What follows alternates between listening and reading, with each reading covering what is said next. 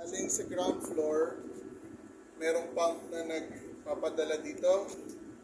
Tapos, float switch lang nagko-control. And then, gravity fed na papuntang from here to ground.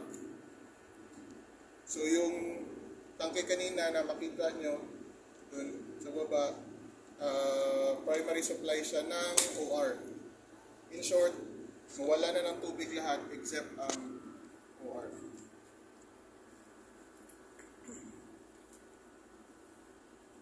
Check natin kung may tubig pa. Meron na. Yes, meron pa.